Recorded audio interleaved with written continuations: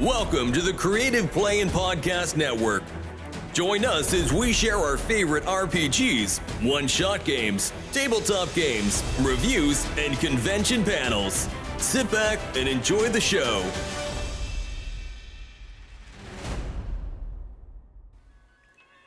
Hi, this is Kelly, aka Trixie from Ragnarok and Roll, assigned to Ragnarok Story, and Tilda Wimblewick from D&D Journey of the 5th Edition.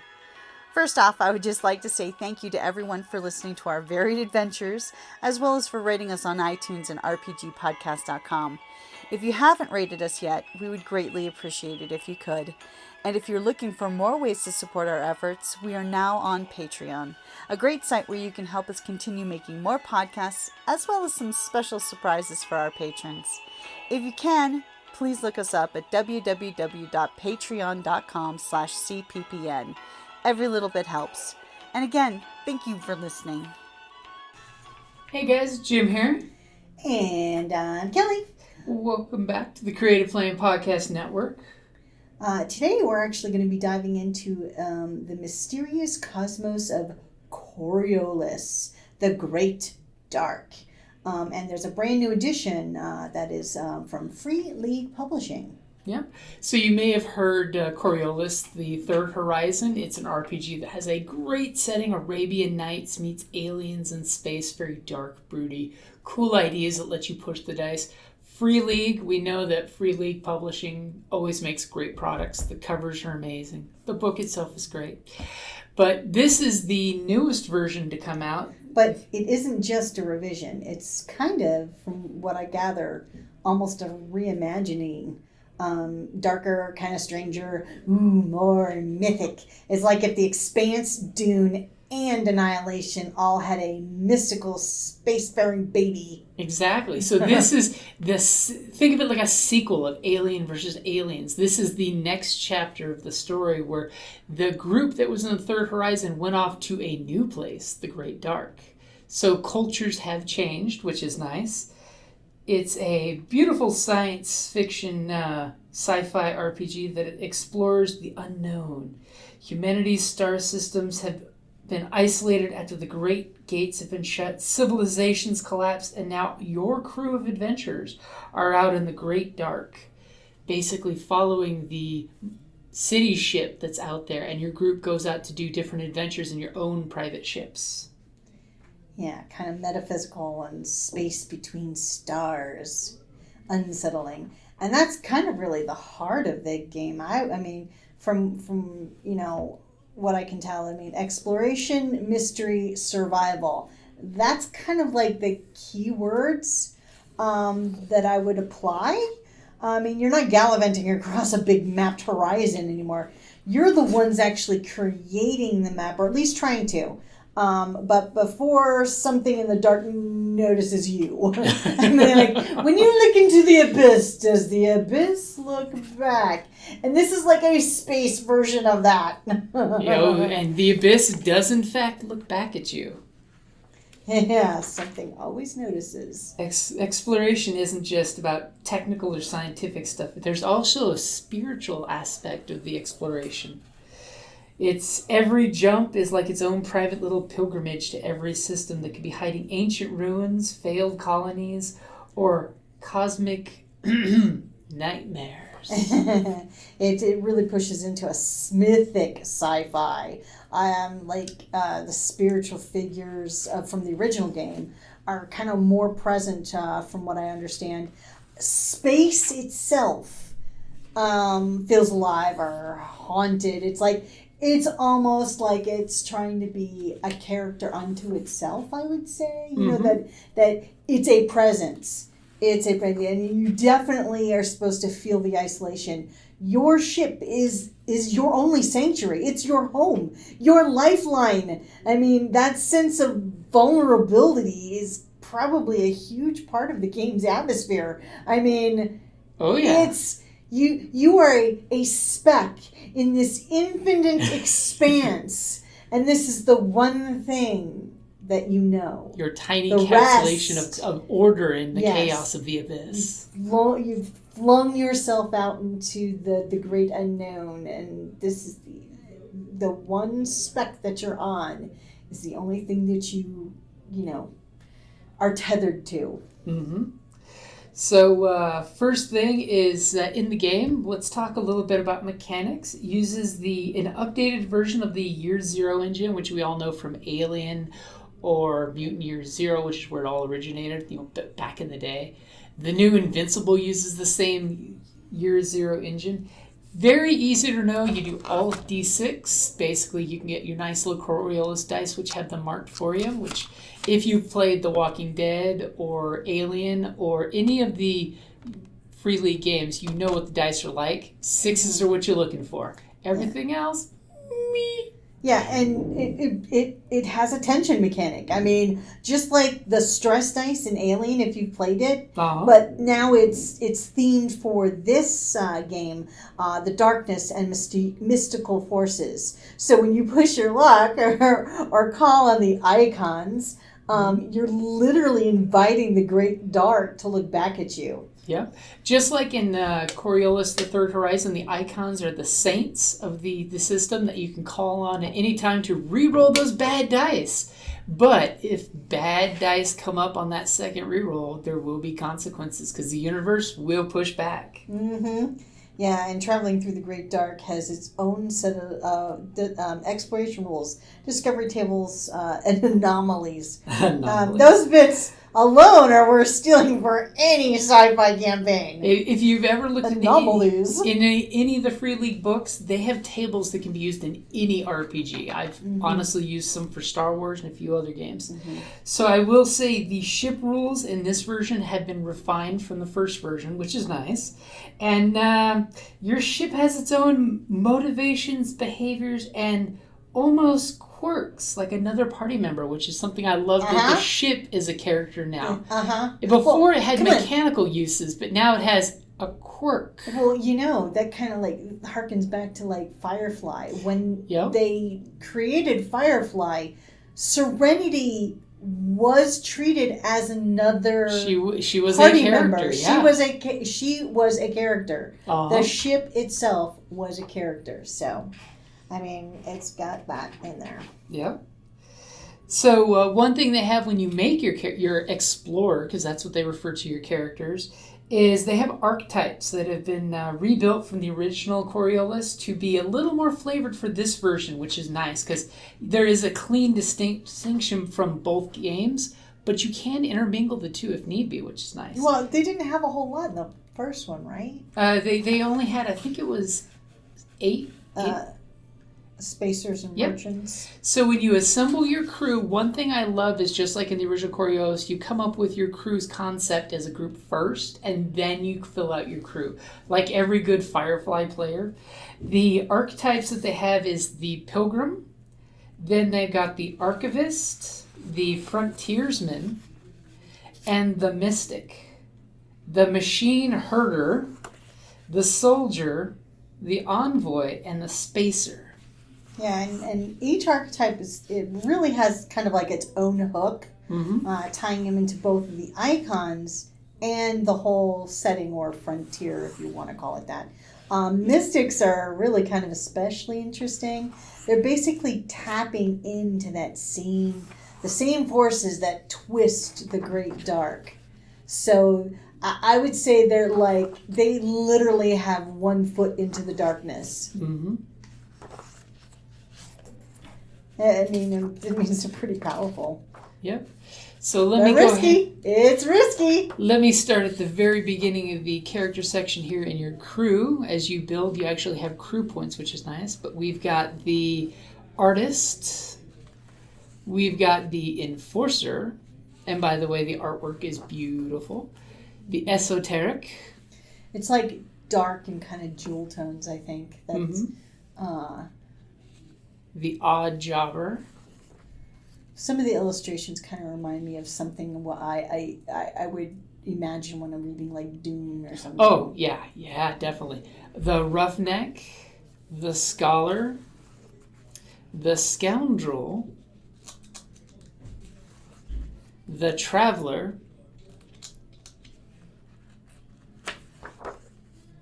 and then we get into the mechanics.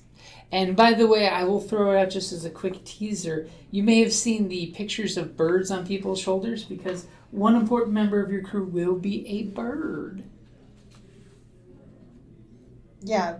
I mean, isn't that their way of getting home?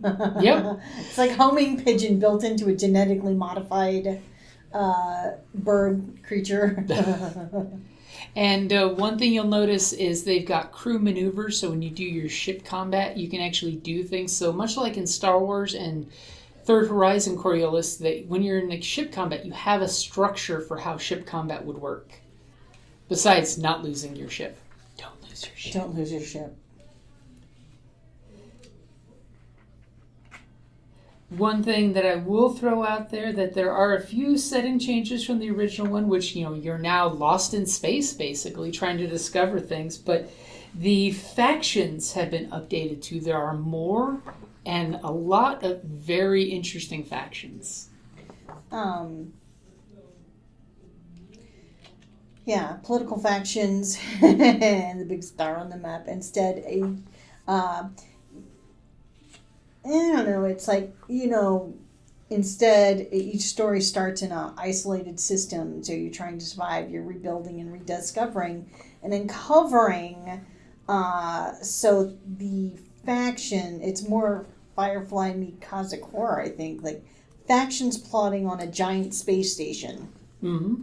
It's less that than, an internal power struggle could probably be happening.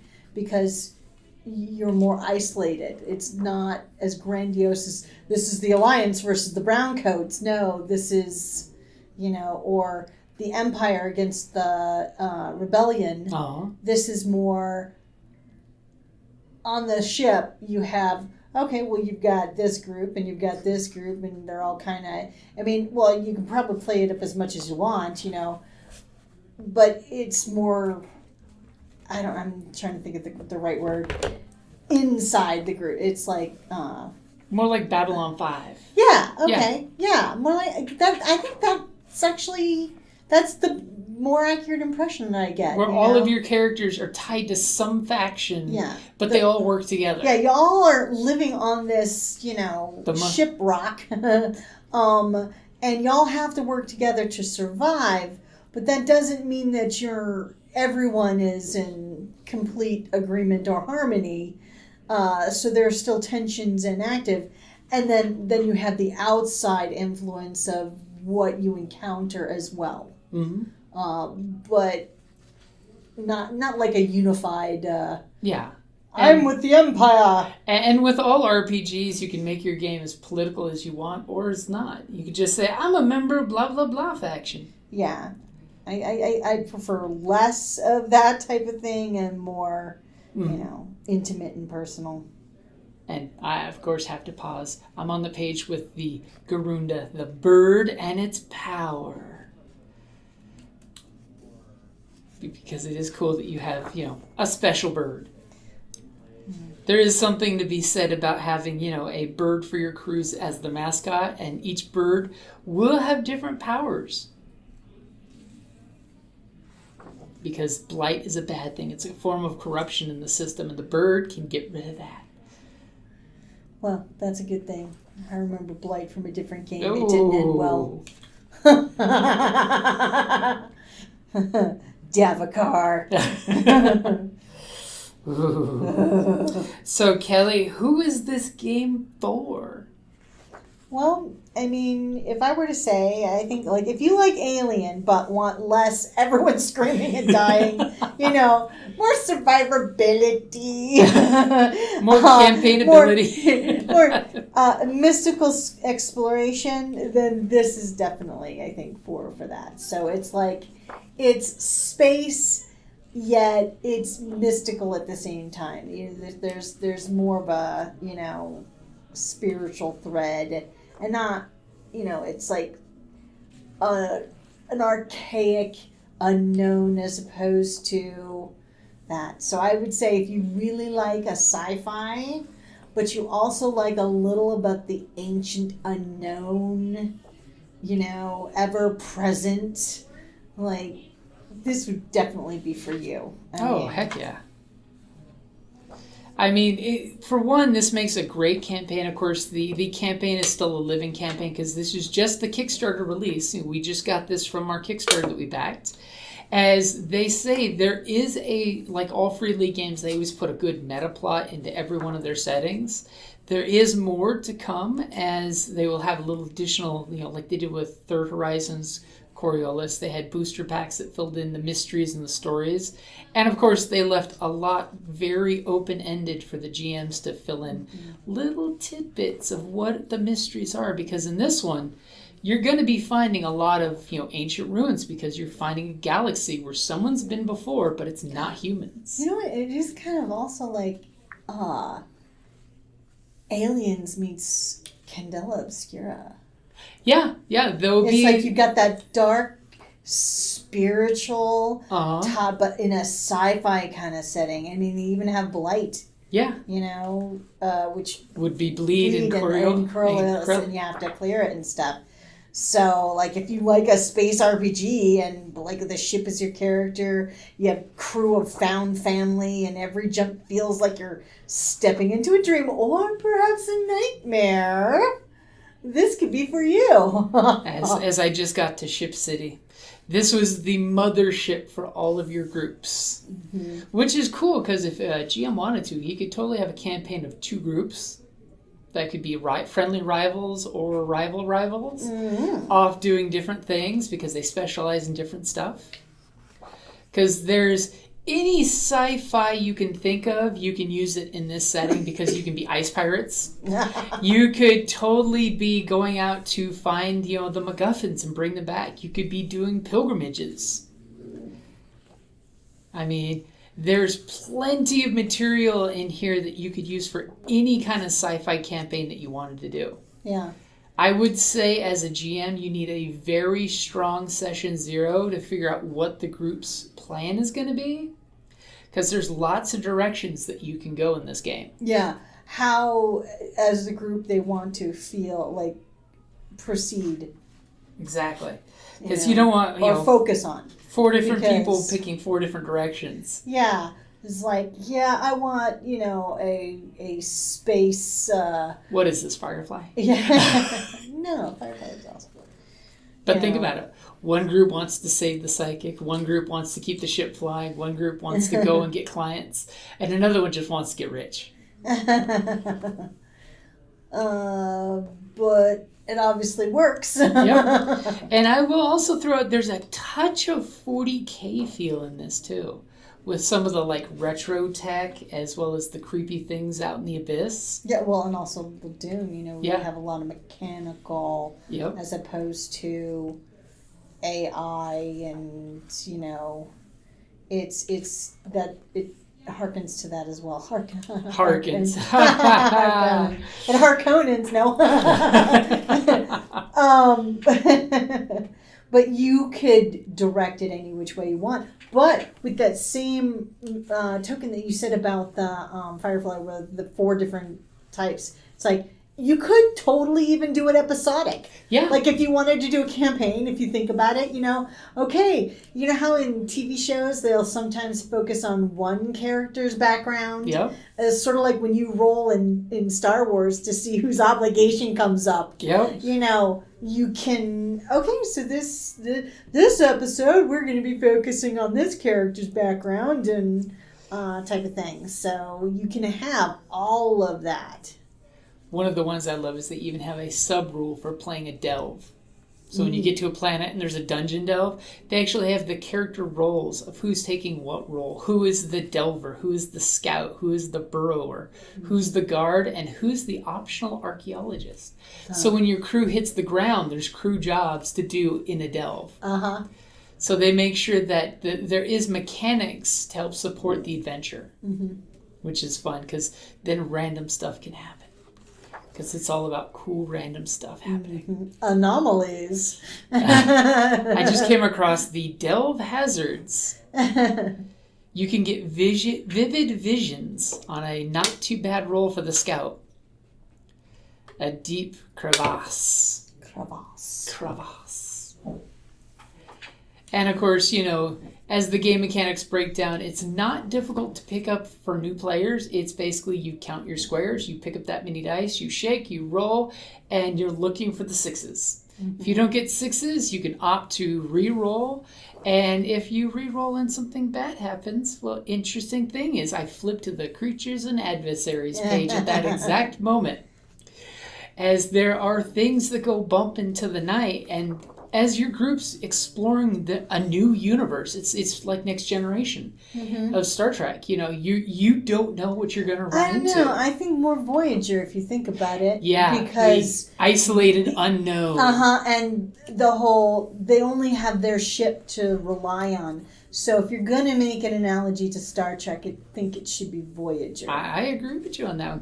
And the way the crew always referred to Voyager as she was a member of the crew. Exactly, because it's the only, Voyager's mother, Voyager's father. Exactly. So, I mean, that's pretty much the way, Yeah.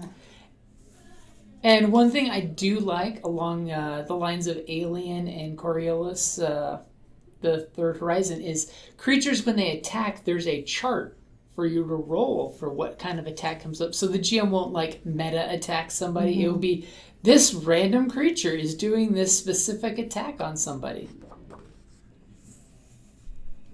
I'm a fan of the artwork. Mm-hmm.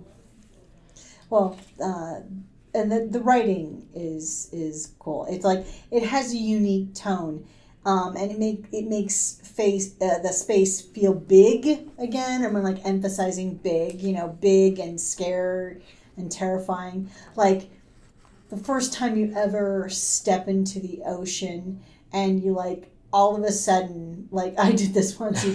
You walk off that shelf and boom, and literally all you see is this huge expanse of nothing.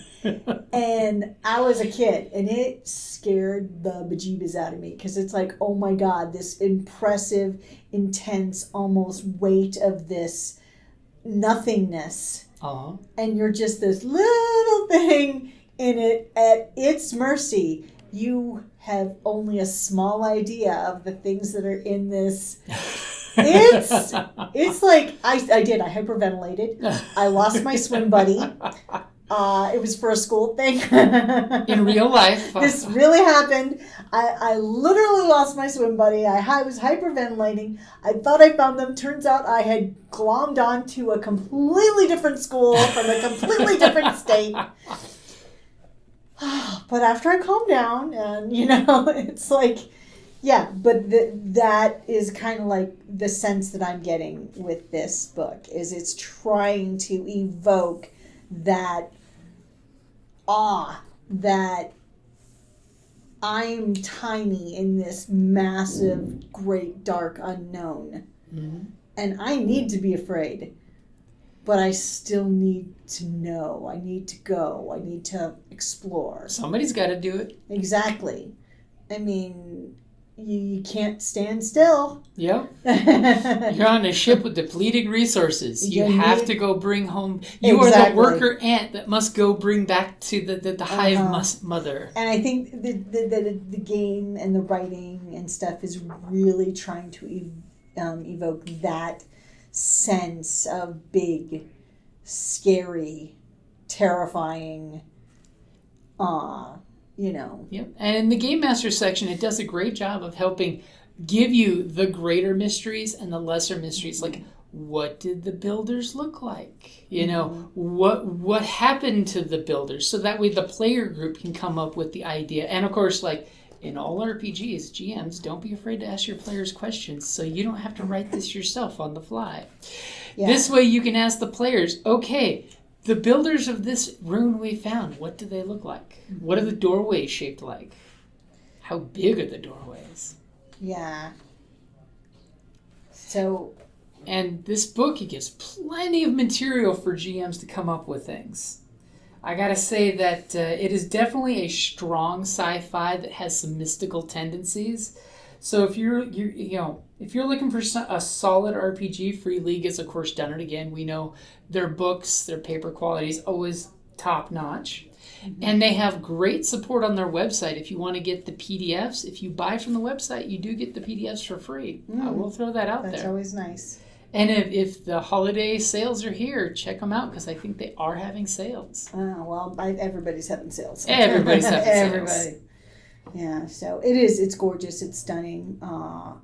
So definitely, I will throw out there that it isn't a plug and play one-shot blasters on the go like I would do for Star Wars, which is pretty easy. I could throw a bunch of NPCs out there.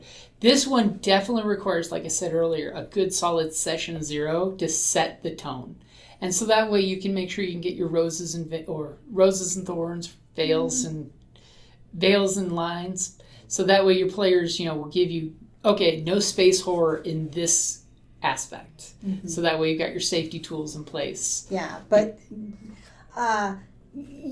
and also that session 0, you're setting the mood. You're agreeing on the mood for a vibe. The table has to buy into the mysticism and tension. And that's why I compared it to Candela Obscura.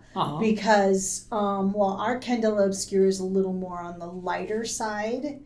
Very tongue-in-cheek version. We could have totally gone, darker... Just wait for the newest case. Oh, okay, session, or craft my character to be less, bubbly and, so, again, session 0 is important, I think, for this one as well, because,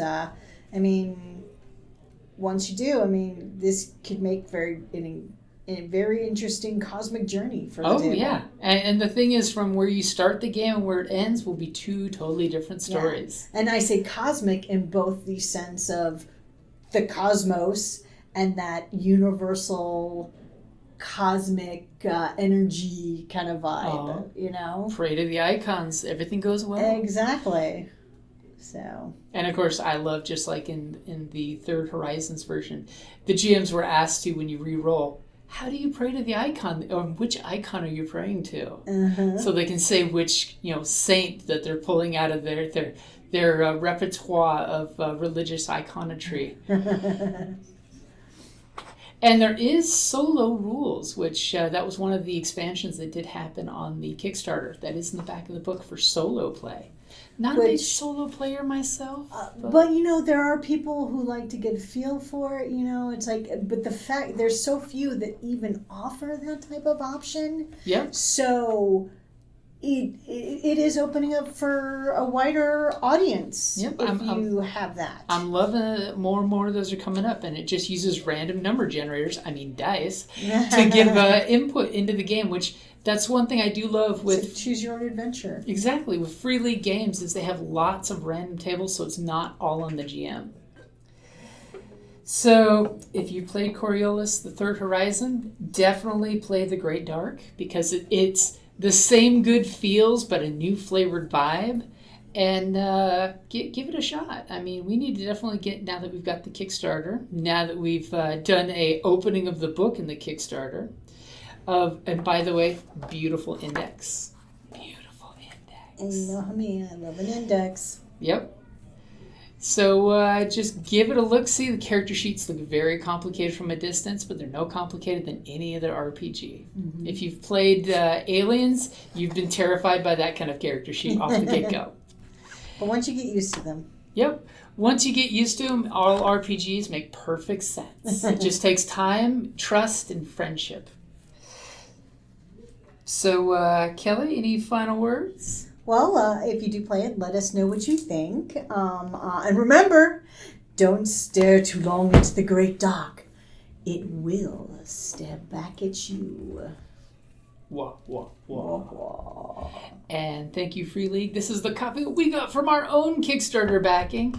We can't wait to play it, as well as I will throw out there, we have the GM screen, too. All right, thank you for listening, guys. Thanks. And we will let you know when we play this. Alrighty, guys, thank you for listening. Have a great day. Thank you for listening to the Creative Play and Podcast Network. If you enjoyed our show, please check out D&D Journey of the 5th Edition and Ragnarok Enroll a Scion Hero to Ragnarok Story. Also, check out our Patreon page for more content and behind-the-scenes things, as well as joining us for a one-shot game or two.